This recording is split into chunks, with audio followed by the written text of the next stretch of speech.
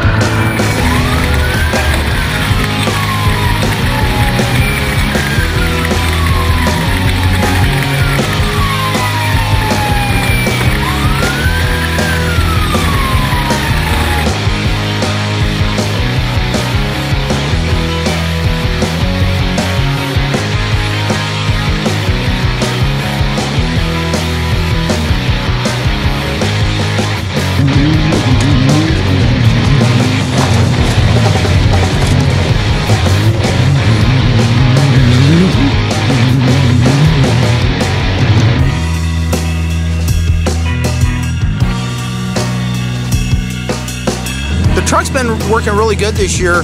Bilstein's put a lot of effort into our suspension, and it's really working well. We're really pleased.